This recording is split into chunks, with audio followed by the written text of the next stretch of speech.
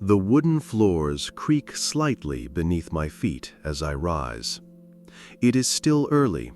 The light of the morning has not yet fully colored the sky, and the air remains cool, carrying with it the faintest scent of cypress and old ink. I live in a machiya, a long, narrow wooden townhouse nestled in the heart of Kyoto's old merchant district. Here, the walls are made of paper and timber, and the past is never far. This day, like so many others, begins not with clamor, but with a kind of stillness that seeps into the bones. There is no ticking clock, only the slow breath of the house, the hush of wind brushing past the bamboo fence, the distant sound of a raven calling somewhere in the back alleys. In this home, everything has its place, not out of rigidity, but out of quiet respect. The shoji is swept before sunrise. The shoji doors are slid open gently, never slammed. Even the kettle, when it begins to hiss, does so as if whispering. You will spend this day with me, not in a palace, nor among samurai or warlords, but within the ordinary rhythm of a Kyoto household in the late Edo period. A day marked not by battles, but by the soft poetry of everyday life. So I invite you to sit down beside the lacquered table. Let the world slow with me. Let us walk through the hours, from morning's first light to the hush of lanterns at night, and listen closely to the whispers in the paper walls. The light is slow to reach us in the narrow street where our machiya stands. Unlike the great temples whose rooftops catch the early rays, our home awakens in shadow first, with a gradual blooming of soft, reflected light. I prefer it that way. It gives the morning a hush, a patience, a moment to gather oneself before the world begins to speak. After tending to the kamidana, I take a moment to kneel beside the small chest of drawers in the sitting room. In the top drawer lies my diary, bound in washi paper, its cover softened at the corners. I open to a fresh page and write slowly, my brush dipping rhythmically into the black inkstone. The characters flow gently, thoughts on the weather, a dream I half remember, the warmth of last night's bath. My writing is not for anyone's eyes but my own. Still, I write with care, because to put ink to paper is a small act of reverence, to the day, to the self, to the silence. My husband, Haruki, stirs not long after. I hear the creak of floorboards above as he rises. In a few minutes, his feet will pad down the stairs, and he will greet me not with words, but with a slight nod, a glance, a small sound in his throat. We've been married 15 years, and I still find comfort in that quiet familiarity, the shared language of gesture and presence that requires nothing loud to be understood. He appears in his dark indigo kimono, rubbing sleep from his eyes. I hand him a cup of tea freshly whisked. The matcha froths softly at the rim. He sits by the hearth without speaking, as he always does. We drink our tea together in silence, listening to the gentle cracking of the charcoal and the water's slow simmer. Outside, the sound of sweeping begins. Our neighbor across the narrow alleyway is brushing fallen leaves from her doorstep. Her broom makes soft, rhythmic sounds against the stones, like a lullaby in reverse, not to send someone to sleep, but to wake the world tenderly. I set the breakfast on a low lacquered tray, a small bowl of rice, a dish of miso soup with seaweed and soft tofu, 2 slices of pickled cucumber, and a gently grilled slice of aji fish. Everything is balanced, not only in flavor, but in spirit. Too much salt, too rich a broth, and the harmony of the morning could tilt. We eat together on our knees, wordless still, as is the custom in our house, not from distance, but from peace. After the meal, I wipe the lacquered tray and return it to its shelf. The bowls are rinsed with care. There is no rush. Rushing is for the cities beyond Kyoto, beyond these wooden corridors. Here, time bends slightly, as it too is reluctant to leave. The children are still asleep upstairs, but I hear the soft rustle of futons. Soon they will begin their lessons. Our eldest, Emi, has grown fond of calligraphy. Her brushstrokes are still youthful, but there's a gentleness to them. Our son, Daisuke, prefers arithmetic. He says it's cleaner than writing kanji, less chance of error. I find that funny, but I do not say so aloud. As the household breathes into full morning, I move through the rooms, sliding doors open to air them. The breeze carries the scent of plum blossoms from somewhere nearby. Perhaps the tree in the temple courtyard 2 streets over has begun to bloom early this year. I make a note to stop by later. In the back storeroom, I check on the bolts of silk. Haruki trades in Nishijin ori, the rich, shimmering textile woven here in Kyoto for centuries. Each bolt is wrapped in rice paper and stacked neatly, labeled with a brushstroke indicating the dye lot, the client, the season. This morning, 2 need to be delivered to a tailor near Teramachi. I tie them carefully with silk cord, wrapping them again for protection. When I return to the kitchen, the kettle has cooled. I refill it with fresh water drawn from the ceramic cistern beside the irori. The handle is cold in my hand, and the metal creaks softly. I heat the water again and take out a second tin of sencha for the children when they wake. They like its lighter taste. There is something meditative in preparing tea, not just once, but many times throughout the day. The rhythm of boiling, pouring, whisking, sipping becomes like breath. Inhale, pour, exhale, drink. Outside, I hear the groan of a cart being pulled, the tofu seller perhaps. He chants as he moves down the lane, his voice faint but steady. Tofu, fresh tofu. I smile, stepping out just briefly to greet him with a quiet bow. His cart is filled with wooden buckets, lids steaming slightly. I purchase 2 blocks, still warm, wrapped in bamboo leaves. He thanks me and wheels on. Back inside, I place the tofu carefully in a shallow bowl of cool water, letting it rest. A drop of water slides from the rim and falls to the floor with the softest plip, absorbed instantly by the grain of old wood. The morning, by now, is well underway. The children come down in their pale cotton robes, rubbing their eyes. Emi bows, sleepy but polite. Daisuke yawns, one hand already reaching for a rice cracker. The house is no longer silent, but still it is not loud. It hums gently with life. And as I kneel once more beside the irori, feeding another slender piece of charcoal into the low fire, I think to myself how mornings like this are not written in the history books. There are no dates, no declarations, only the creak of beams above, the hush of water on tatami, the quiet, steady breath of a house that remembers.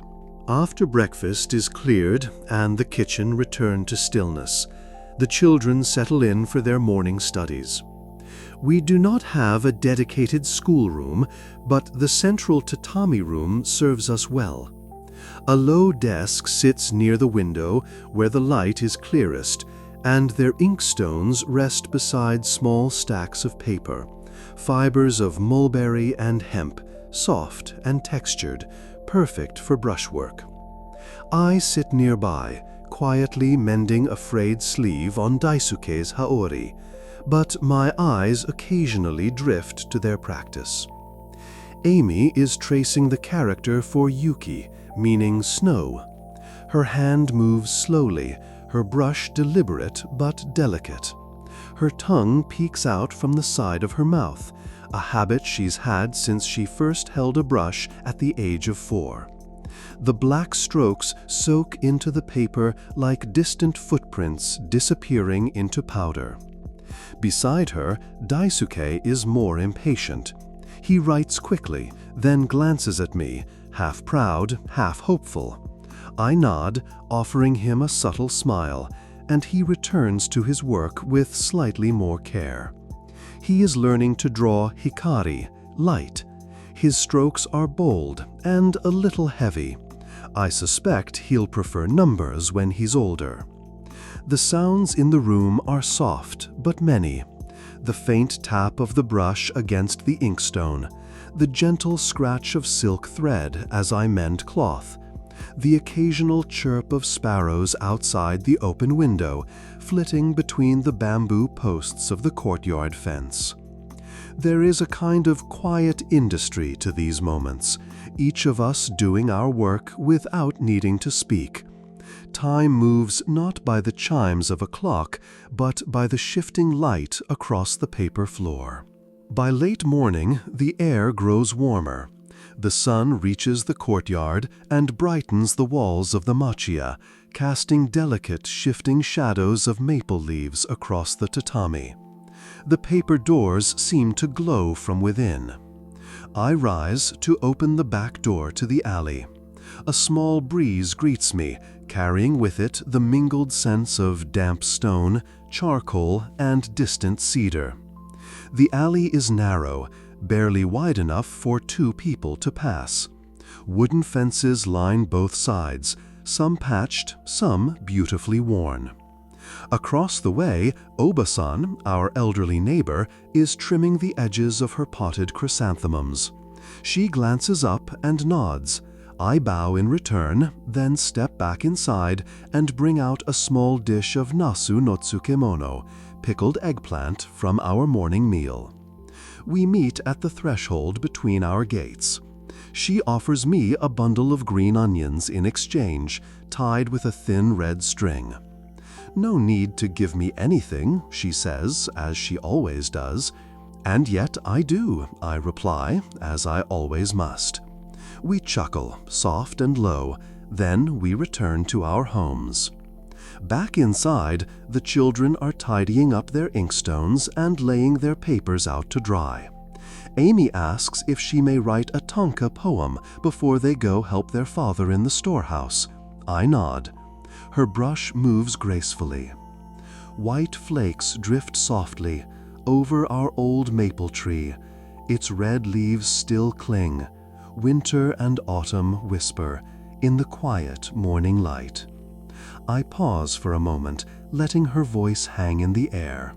There is a serenity in her expression, that calm sense of presence that sometimes visits us in youth, before the world begins to press its demands. I tell her it is beautiful. She does not answer, only smiles and begins folding her paper neatly. Haruki enters from the rear storage room, his sleeves rolled up, a bolt of silk in his hands. It's a pale green with a shimmering pattern of woven bamboo leaves. He sets it down gently and gestures to Daisuke to help him sort a second bolt for the tailor. "You've got strong arms," he tells him softly, as Daisuke beams. Amy offers to fold fabric swatches for customers later in the day. I nod, appreciating her willingness.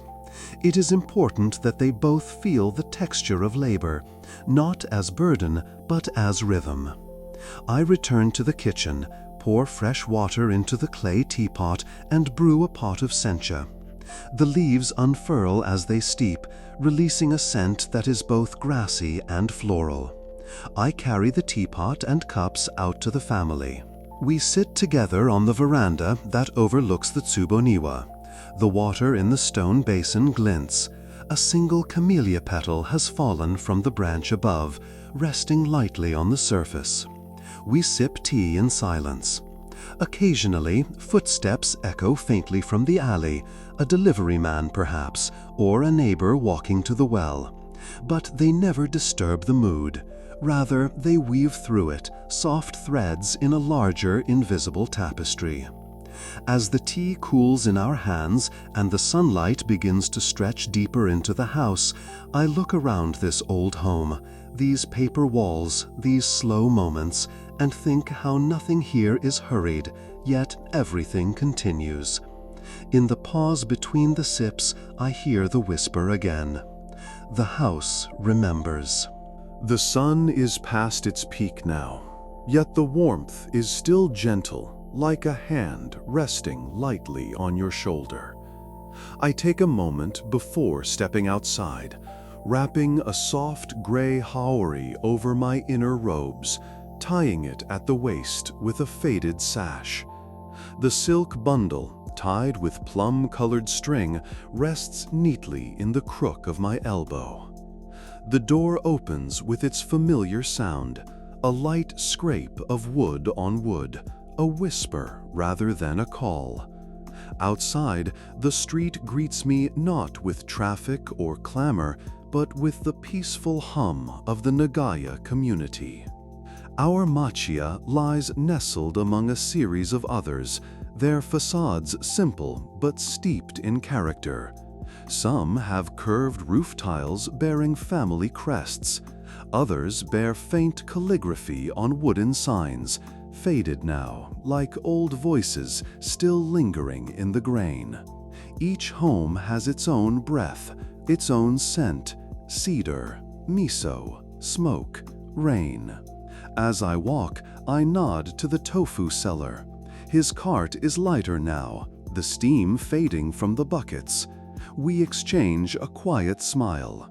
Behind him, a potter has placed a small tray of sample wares outside his shop. Teacups no bigger than sparrow eggs, their glazes pale blue and speckled. They catch the sunlight and seem to glow faintly, like ghosts of the kiln.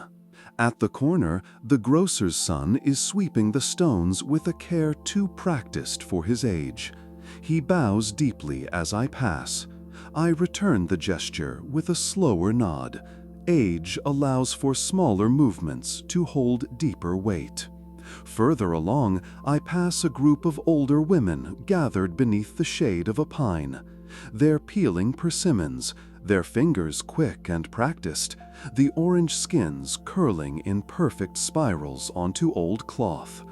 The scent of the fruit is warm and sweet, mingling with laughter, hushed, kind, like lullabies from another time.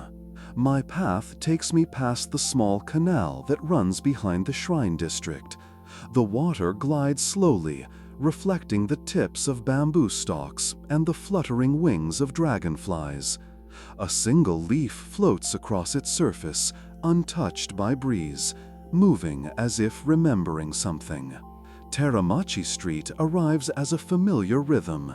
The tailor's shop is modest, no bright signs, no clattering bells, only a thin noren curtain the color of dusk, swaying with the breath of the day. Inside, the space feels like a museum of motion stilled. Shelves of silk swatches in woven gradients, bolts leaning like scrolls, a brush sitting in an inkstone that seems to have just stopped writing. The tailor appears without announcement, as if summoned by thought alone. He does not rush the greeting. We bow softly, and he takes the bundle from my arms with care. He removes the string with quiet hands and peels back the wrapping. Inside, the green and gray fabrics catch the light, one matte, the other gleaming faintly like mist on a pond. "This dye, from Shiga?" he asks gently. "Yes, the mulberry leaves were early this year." He nods. "That is all. There's no need for more. In Kyoto, a single word can contain a whole morning's worth of understanding." He slides open a small drawer and hands me a folded washi envelope. I feel its weight, not coins, but the soft clink of something more intimate.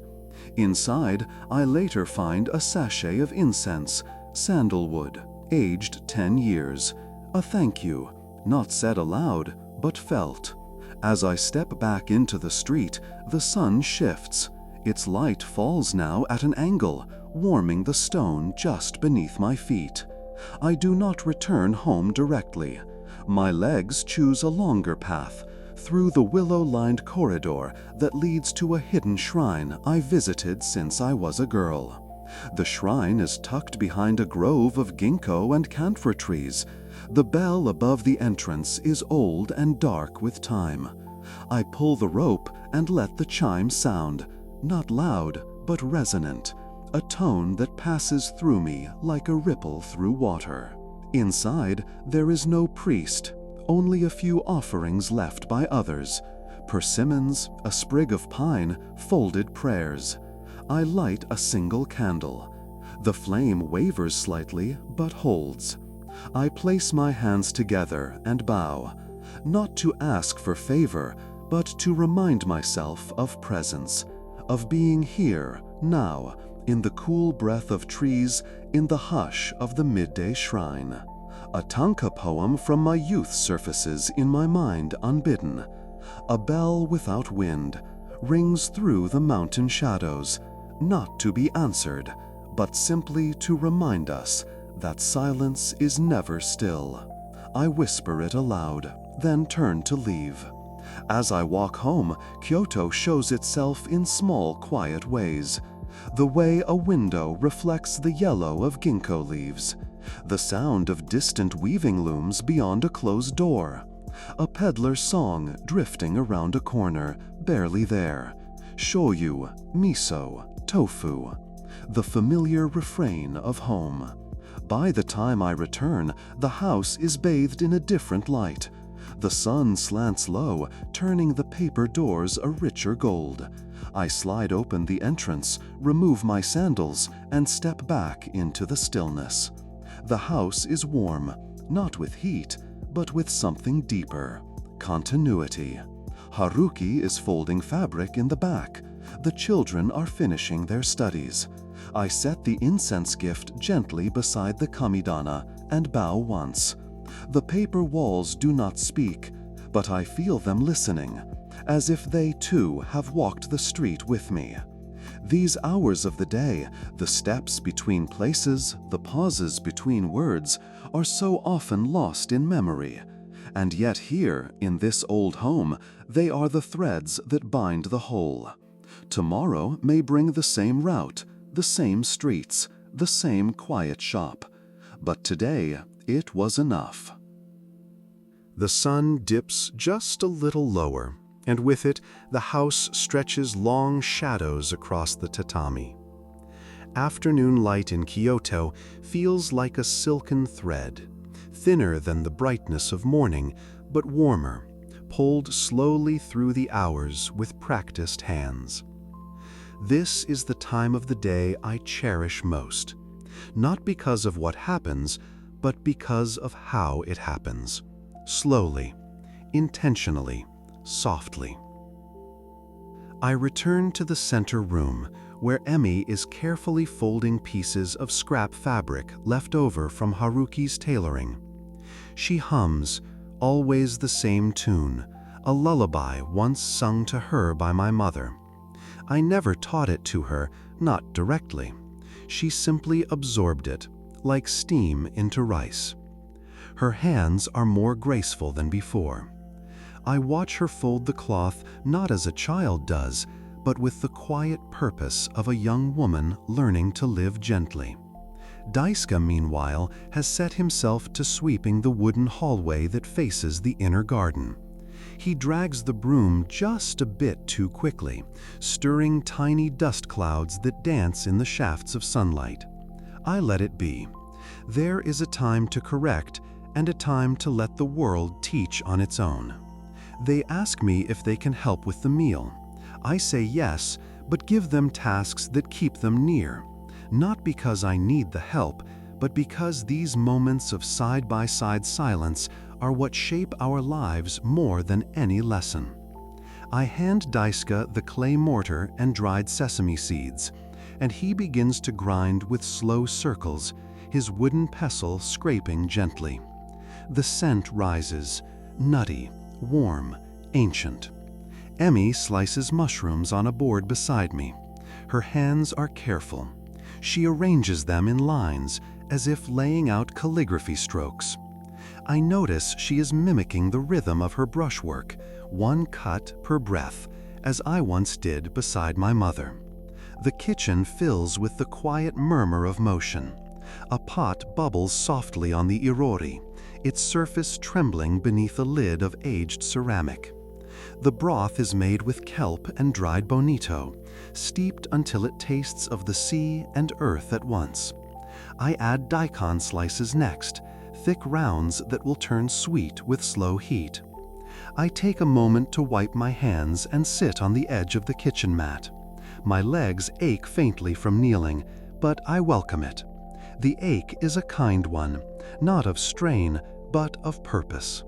Haruki passes through, carrying 2 bolts of fabric, one in dark indigo, the other a subtle silvery pattern of cranes among reeds.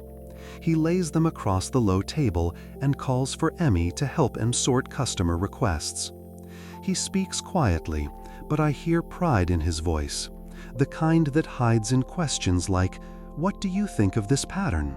or "Which do you think she'll choose?" Emmy answers carefully, but she's smiling now. It's a joy to watch, this passing of knowledge not through lecture, but through shared work. One generation handing its threads to the next, stitch by stitch. Meanwhile, I wash the rice. The water turns cloudy with each rinse, and I empty and refill the bowl slowly, methodically. My fingers glide through the grains with gentle circles, not to scrub, but to listen. A good rinse is less about technique and more about mood. The rice can sense haste. It requires a kind of kindness. I steam the rice in a wooden barrel over the fire. The scent, once faint, blooms as the minutes pass, a soft, nutty perfume that settles into the beams overhead, into the clothes we wear, even into the tatami. As I stir the miso into the soup, I think about how each ingredient carries a memory. Not dramatic, not loud, but enduring. The miso was made 2 springs ago, fermented in ceramic jars under the back eaves. The tofu came from this morning's vendor, still faintly warm when I carried it inside. The mushrooms were gathered last week and dried on a bamboo rack until they curled into small, fragrant petals. These are not just ingredients. They are seasons, stored and recalled. I call softly to Daisuke and ask him to set the tray tables. He nods with quiet purpose, proud to be trusted. He lays out the chopsticks, the ceramic bowls, the lacquered soup lids, taking care to place them just as he's seen me do. Emmy lights the oil lamp in the dining area. Its glow is golden, low, and flickers gently as the wind shifts through the open shoji. The sound of the flame is almost nothing, a soft purring crackle, like distant rain. Before we eat, Haruki steps to the kamidana again. He lights a stick of incense and bows. We follow suit, not as ritual alone, but as a way of marking the moment, acknowledging the unseen hands that shaped this day. We kneel before our trays, and though we begin with a small itadakamas, what follows is mostly silence. Not because we have nothing to say, but because the food, the warmth, the presence, they say more than words. Emmy looks up once and says the tofu is especially good today. Daisuke nods with a mouthful of rice and tries to reply, which makes her laugh quietly into her sleeve. Haruki chuckles too, but doesn't lift his eyes. He is watching the steam rise from his bowl, as he always does. I eat slowly. Each taste carries the weight of time, not burdensome, but anchoring. The broth tastes like the ocean. The daikon is soft and sweet. The mushrooms still carry the forest air of the place they came from. And the rice, The rice tastes like home. After we eat, the children help carry the trays back to the kitchen. The bowls are rinsed, the chopsticks wiped, the mats brushed. We do not linger in work, but we do not rush. There is no music playing, no clatter of dishes. Only the rhythm of hands moving with memory. I pour hot water into a basin and soak a cloth in it.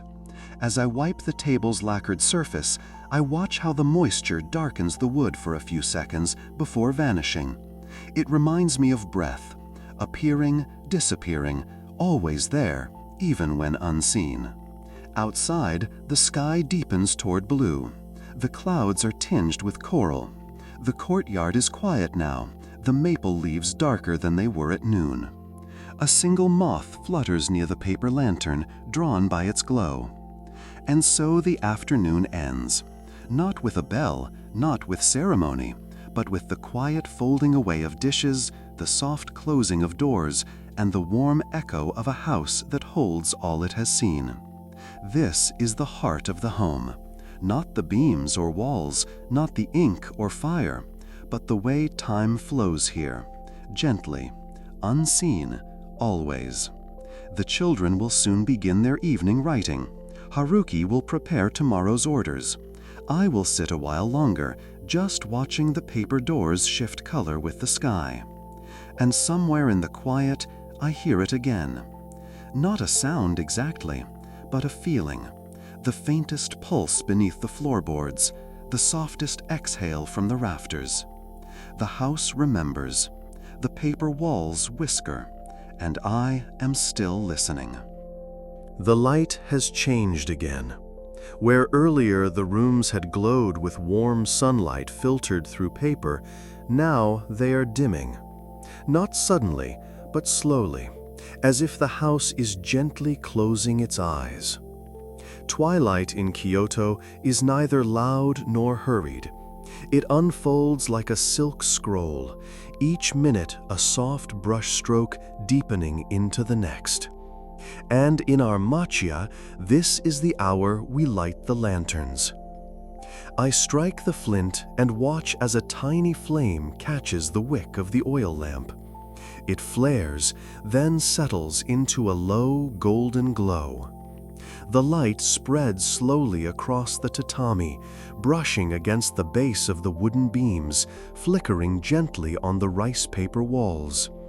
The room shifts in color, from the pale gold of late day to the amber warmth of a quiet evening. Emi and Daisuke prepare their calligraphy brushes without needing to be asked. It has become their own ritual, something they look forward to in this gentle hour. I lay out fresh sheets of paper, the fibers soft and slightly rough beneath my fingers. The scent of ink still lingers from earlier, but it is deeper now, richer, like a memory becoming clearer the longer you sit with it. I kneel beside them as they begin.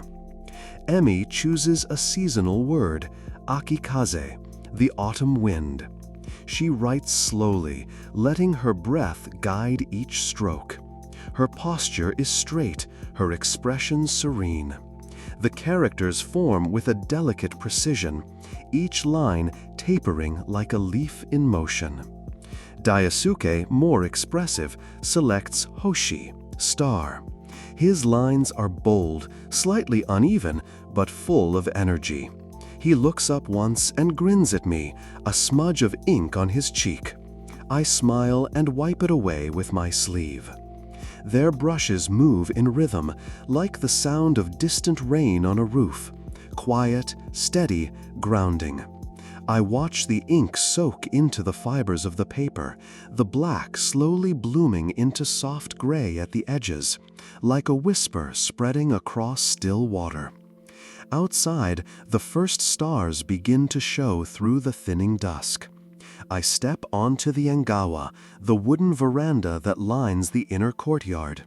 The maple leaves are still now, barely touched by wind. The tsukubai water basin reflects the faint light of the paper lantern hanging above. I hear the soft sound of footstones on the alley stones, likely the neighbor boy returning from his grandfather's home. A distant shamisen plays somewhere behind closed walls, a short phrase, repeated, then silence. Back inside, I place a fresh arrangement of chrysanthemums and reedgrass in the tokonoma, the alcove of the main room reserved for seasonal beauty. I choose a simple vase, ash-glazed, with faint cracks like frozen lightning. The flowers stand tall, yet unassuming. They do not shout their presence. They are simply there, much like this hour itself. The scent of earlier cooking still lingers, faint soy, simmered daikon, grilled tofu. It clings to the wooden beams and soft fabrics like an old friend refusing to leave just yet. I open a panel to let in a bit of the cool night air, watching as the scent drifts gently into the dark. Haruki is sitting in the back room, inspecting a new pattern drawn on rice paper, a pine and crane motif for winter kimono. He doesn't speak, but I hear the quiet scratch of his brush against the paper. He pauses often, not out of doubt, but thoughtfulness. His movements are precise, like tracing a memory. The children finish their final sheets and stack them carefully to dry. Daisuke begins to clean the brushes with water from the cistern, and Emi fans the paper gently to prevent curling. I watch them, not with instruction, but with quiet gratitude. They are growing, not just in age, but in spirit. Soon it will be time for their bath. The water is already heating in the Goemon-buro, the iron kettle bath behind the house. I ladled water into it earlier in the afternoon, and now the heat rises slowly from the lid, perfumed faintly by the yuzu peel gifted by the tailor. But before that, however, we share one last cup of tea. This is our custom, barley tea again, but brewed longer now, darker, more robust. The cups are thicker, earthy. They warm our hands as much as our stomachs. We sit by the edge of the veranda, looking out over the courtyard. No words are needed. We sip slowly, listening to the house breathe with us. The bamboo spout of the tsukubai trickles into the basin, a rhythm that has remained unchanged since morning. The dragonfly that visited earlier is gone now, replaced by the occasional moth drawn to the lantern's glow. Emi leans her head on my shoulder, and Daisuke rests against Haruki. This moment is so brief, I know, but I try to memorize it, not with the mind, but with the heart, the warmth, the hush, the sense that nothing must happen next. Just this, just now. And so the day shifts once more, from movement to stillness, from voice to breath. The house grows quiet again, but not in the way of emptiness. It is the quiet of fullness, like a bowl that has been emptied slowly and now rests. Soon the children will bathe. We will fold the futons out. I will extinguish the lamps one by one, the paper walls dimming like lanterns set adrift on a lake. But for now, we remain in this fading light, held gently between day and night, warmth and rest, motion and memory. And I hear it again, faint as always, a breath behind the wall, a hush between floorboards, the whisper that says, "You are home." The final shift of the day begins not with a sound, but with a scent. From the back of the house, a faint trace of yuzu peel floats through the corridor. The bath is ready. The old Goemon-baro, a round iron kettle bath set into stone, has been quietly heating since late afternoon. The fire beneath it glows red, the water above shimmering softly, scented with citrus and cedar from a piece of old wood added earlier. It is time for bathing, a ritual older than the walls, older perhaps than the city itself. The children are first. Emi helps Daisuke gather towels and clean underrobes, while I light a candle in the corner, setting it on a low wooden stand. The wax is milky and fragrant. The flame dances gently, its reflection flickering against the stone floor near the bath. They wash themselves at the side basin first, pouring ladles of warm water over their shoulders, careful not to splash. The sound of water echoing in a small stone room is unlike any other. It softens and folds over itself, wrapping the space in comfort. Emi enters the tub first, letting out a soft exhale as she lowers herself into the heat.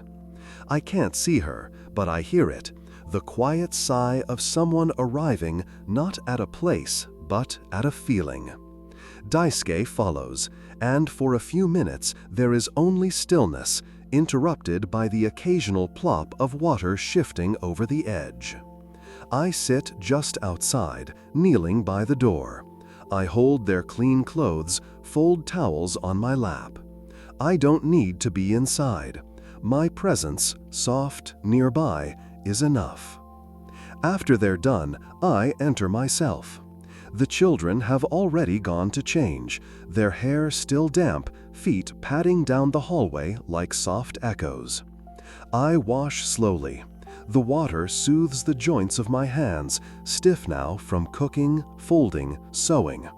I lower myself into the tub and close my eyes.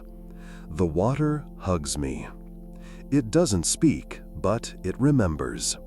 I feel the yuzu peel brush gently past my skin, fragrant and golden, like a blessing. Back in the main room, Haruki has laid out the futons.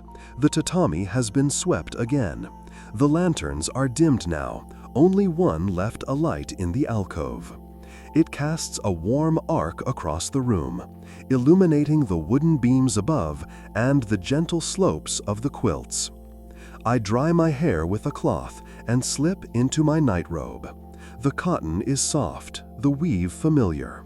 I join Haruki in smoothing the bedding, unfolding the quilts, patting down the corners, shaking the pillows with a quiet dignity. There is something ceremonial in it, though we never speak of it as such. The futons are aligned in a gentle row, the children beside us, as they have always been. They speak in hushed tones, Emi reading a haiku aloud from one of her brushwork journals, Daisuke listening with eyes half closed. Autumn's breath arrives. Paper walls begin to hum. Footsteps turn to mist. She folds the page and places the journal beside her pillow.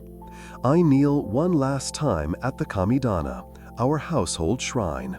I extinguish the candle with a pinch, bowing once, not to end the day, but to thank it. Haruki joins me briefly. We don't exchange words, only a shared glance. And then we lie down. I pull the quilt over us gently. The fabric carries the scent of cedar and sun, having been aired out just 2 mornings ago on the veranda. Outside, the wind picks up slightly, brushing against the wooden siding of the house with a hush, like fingers across a drumskin. The room is dark now, but not empty. It holds everything that came before: rice steam, calligraphy ink, sandalwood, laughter, the rustle of robes. I close my eyes. Above me, I hear the faintest creak of the wooden beam, not from stress, but from settling, like a deep inhale before sleep. Daisuke mumbles something in his dreams. Emi turns once under her quilt and exhales softly. Haruki's breathing has already become rhythmic, not quite sleep, but something close to it. And I too begin to drift. Not quickly, not fully, but like a leaf resting slowly on water. Outside, the garden is still. A lantern across the alley flickers once, then fades. And the house, wrapped in darkness, wrapped in memory, exhales with me. This hour does not belong to the clock. It belongs to the breath, the slow, unhurried rhythm of a day releasing itself, of lives folding gently into silence. And somewhere, in the grain of the wooden floor, in the threads of the futon cover, in the paper walls that watched us rise and now see us sleep, there is a whisper. You are safe. You are home. You are remembered. There is a stillness so complete that it becomes a presence in itself. It is past midnight now. The candle has long gone out.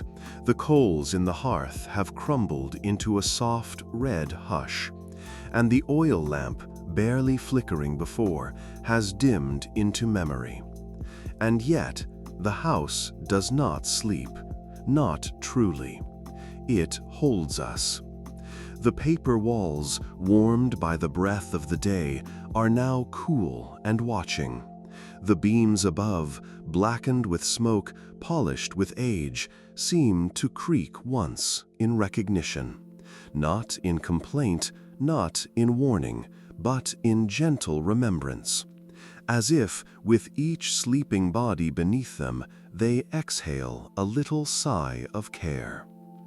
I drift between sleep and wakefulness, that quiet seam where thought becomes mist and mist becomes dream.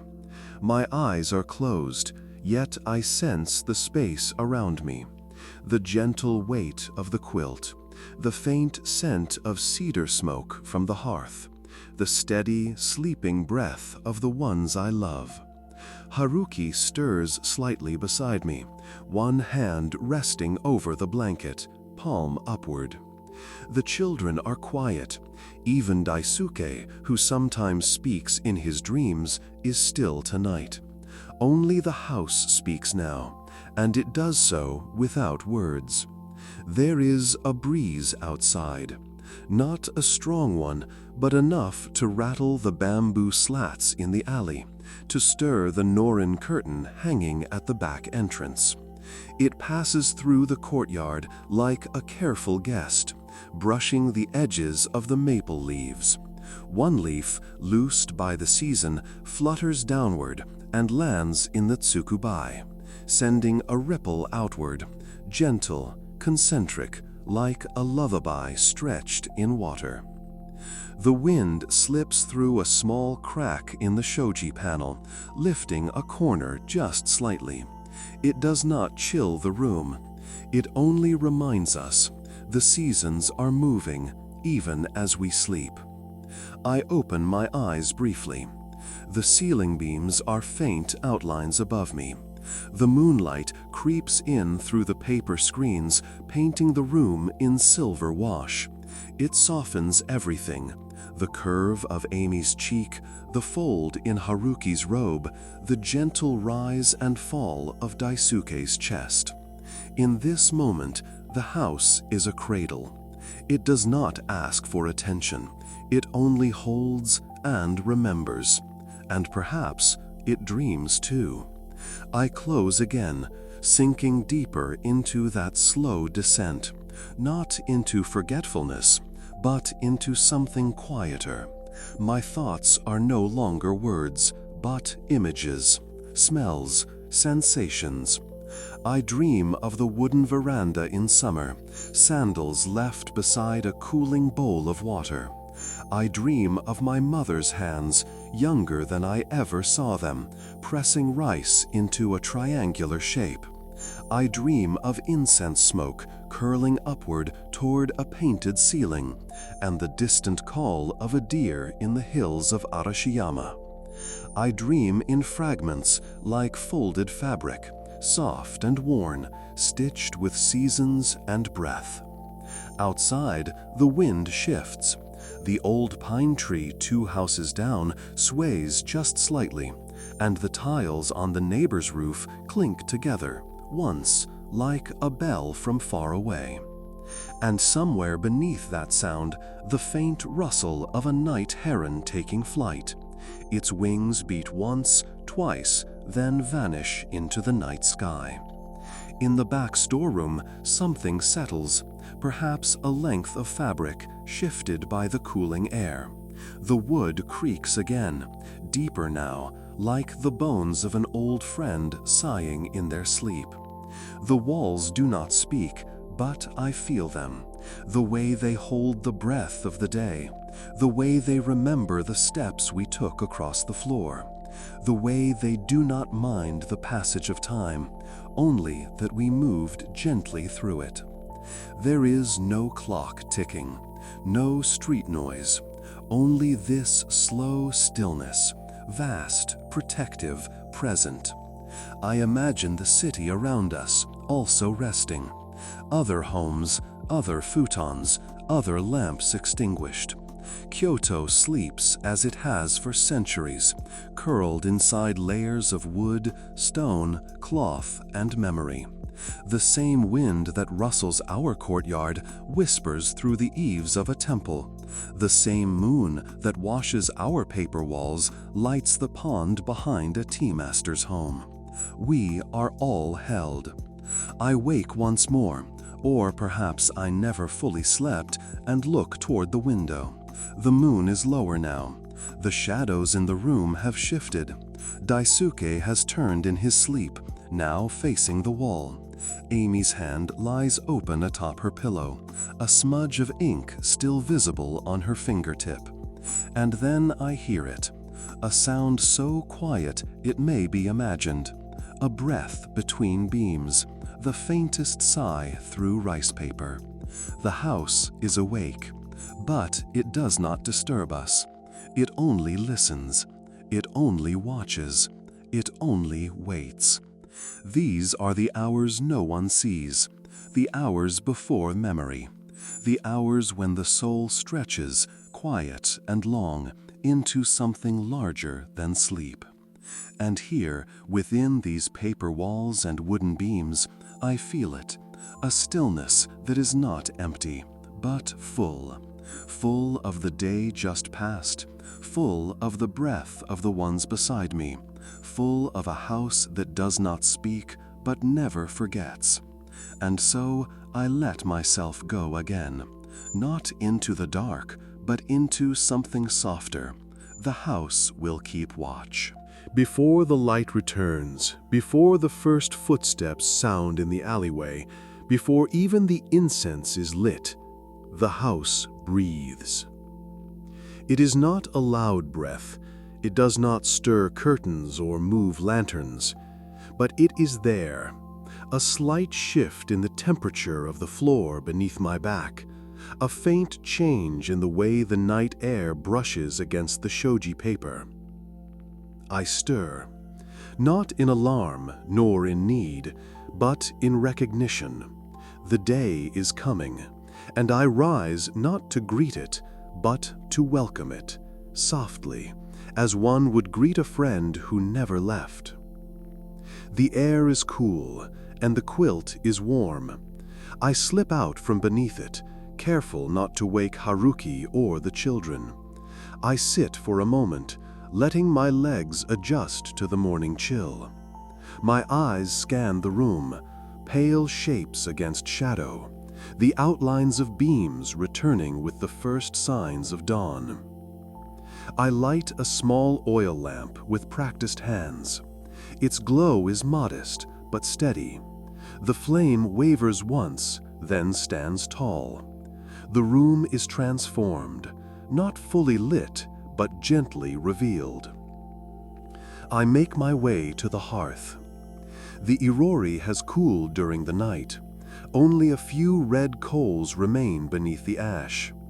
I brush them aside with a bamboo fan, then add new kindling, pine and cedar slivers dried beside the stove. They catch quickly, the flames licking upward with small, crackling sighs. I place the kettle above the fire.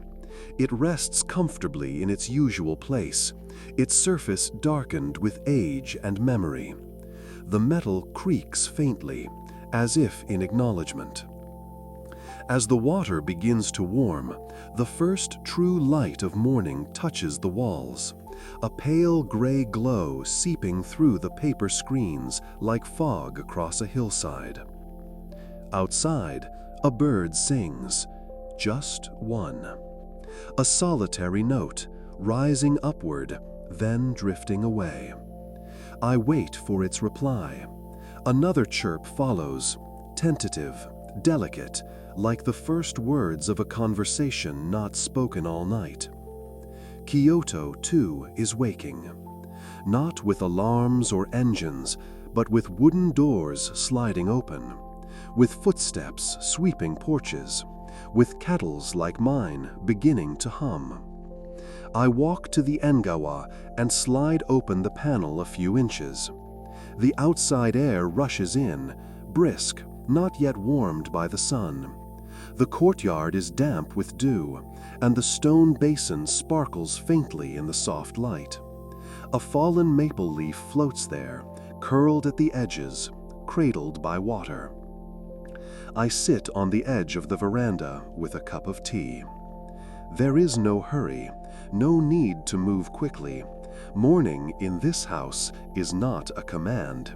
It is an invitation. From the back room, I hear movement, a futon shifting, fabric brushing against tatami.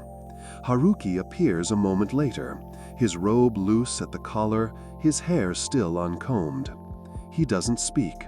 He simply joins me, sitting beside the kettle, stoking the fire with slow, practiced motions. The children are still sleeping. I take this time to wipe the table, refill the water bowl near the kamidana, and arrange a fresh offering: steamed rice, a pinch of salt, a cup of tea. The house begins to reassemble itself. The quilts are folded, not rushed, but lovingly, each crease pressed with memory. The futon is aired by the window, the pillows shaken and fluffed. Emi stirs next, appearing in the doorway with heavy eyelids, her hair slightly tousled. "Good morning," I say, softly. She nods, still half asleep, and kneels near the hearth. Daisuke follows not long after, blinking as if surprised the world still exists when he wakes. We sit together as a family, not at a meal, but in a moment. The tea is passed hand to hand. The room is filled with the scent of tatami, smoke, and green leaves steeping. And in this moment, the day begins again. Not with grandeur, not with proclamation, but with a breath, with a bow, with the sound of hot water poured into an earthenware cup. The alley outside begins to hum, a distant broom on stone, the faint sound of sandals, someone's quiet laugh. The tailor down the road will open soon. The tofu seller will begin his rounds. Another family, behind another wall, will light another kettle just like ours. And this house, this wooden frame, these paper screens, this roof that watched the moon fade, will continue to breathe. Not for us alone, but because that is what it was built to do. To hold the quiet, to keep the warmth, to remember each day as it arrives and as it leaves again. I take one more sip of tea, and the cup warms my hands. Haruki glances at me. "It will rain soon," he says. I look out into the soft gray sky and nod. Let it. And so the house wakes with us, not loudly, not suddenly, but in rhythm, in breath, in the soft way morning enters a life that knows no rush. The walls are warm again, the wood creaks with joy, the paper doors glow with new light. And as I look around this space, at the family I love, at the tasks ahead, at the kettle hissing on the coals, I feel no burden, only belonging. We are here again. The day has returned, and the whispers in the paper walls have turned once more into song. The morning air is cooler now. Yesterday, I felt the last fingers of summer clinging to the breeze. But today, the air has shifted. The house smells different. The light, too, has changed.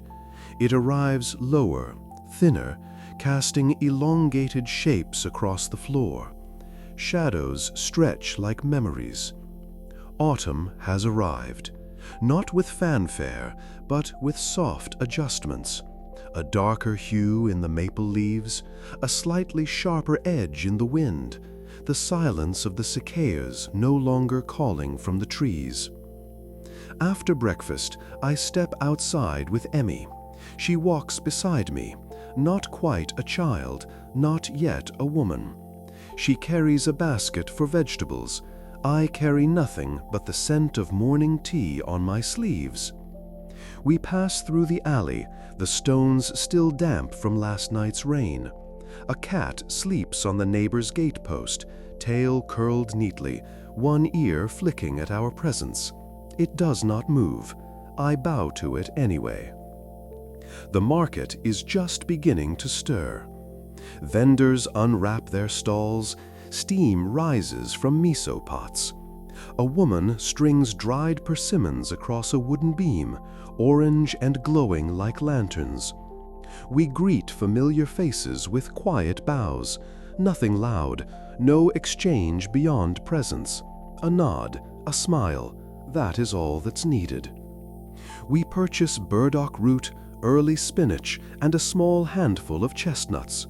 The chestnuts are still cold, gathered just after sunrise. Emmy weighs them in her palm, then gently places them in our basket, as if collecting pieces of the season. On the way home, we take a slight detour by the canal. The water moves slowly, leaves drifting along its surface in red and gold. A heron stands knee-deep at the edge, still as stone. A single ginkgo leaf lands beside it, and the bird does not stir. I wonder how many mornings it has stood here, watching families like ours walk by. Back at the Machiya, Haruki is unrolling a bolt of cloth near the window.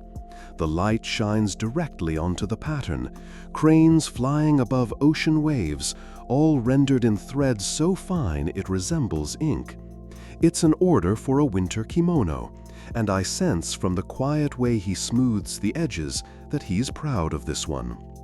The children help him carry the roll to the storage room. Daisuke stumbles once, nearly tripping over the mat's edge, but recovers quickly, cheeks pink. Haruki says nothing but ruffles his hair once after. I return to the kitchen and set the chestnuts in a shallow bowl. They'll be roasted this evening, a treat, not because of a special occasion, but because the season has turned, and that, too, is reason enough to celebrate. I replace yesterday's flower arrangement in the tokonoma. The chrysanthemums have begun to droop. I replace them with a sprig of bush clover and a single yellow leaf from the courtyard. The vase is the same. The offering is new. The house seems to sigh in agreement. The wind outside brushes the eaves. A few more leaves fall into the tsuboniwa, the small garden now carpeted with autumn's quilt. I don't sweep them, not yet. There's beauty in their placement, a natural scattering that no hand could arrange better. I sit at the veranda once more, cup in hand. The tea is cool now, but I don't mind. My thoughts drift like the canal water, unhurried, without destination.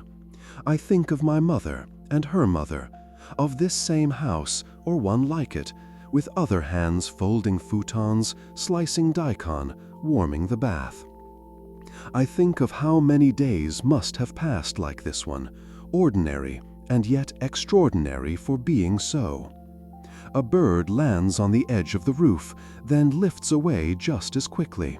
Its wings stir the air, but not enough to disturb the paper screen beside me. Haruki joins me. He sets his tea down quietly and looks out over the courtyard. "More leaves today," he says. I nod. "They'll keep falling," he says. Yes, I say, let them. And there it is again, that quiet truth of this life. Nothing lasts, everything changes. But what holds us, what carries us, is the rhythm of returning. The folding of the quilt, the steam of the kettle, the creak of the beam above, the laughter of children fading into paper walls. All of it, falling, fading, returning. The day has begun again, but it is not the same. It is older, quieter, wiser. And the house, our house, the Machiya of paper, wood, and memory, does not resist the turning. It holds it gently, accepts it fully, breathes it in like incense smoke at dawn. And we too sit with it, quietly, reverently, knowing this moment too will pass. But before it does, we are here, listening, drinking tea, breathing with the house.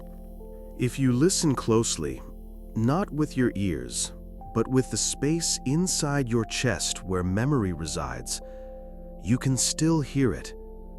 The breath of the house, the slow creak of the beams, the faint rustle of cloth being folded by hands now asleep. You've been here with me, through every shadow of light and passing scent of incense, through each footstep on the worn floorboards, each bowl of tea, each hush of twilight. Perhaps it didn't seem like much. No battles, no fireworks, no history books written about what we did today. But still, it mattered. Because these walls remember. A house like this is more than wood and paper and tile. It is rhythm. It is memory folded into structure. It holds not only bodies, but silence.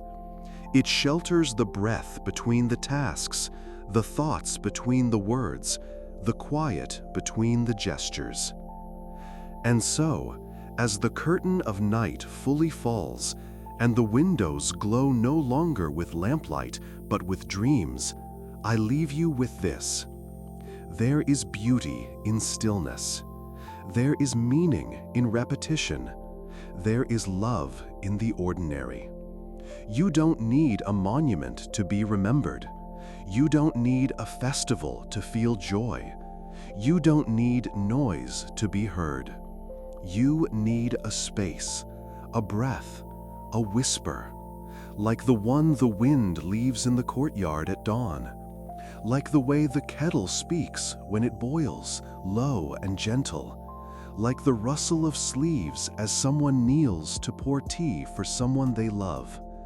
These are the moments that shape a life, quietly, faithfully, every day.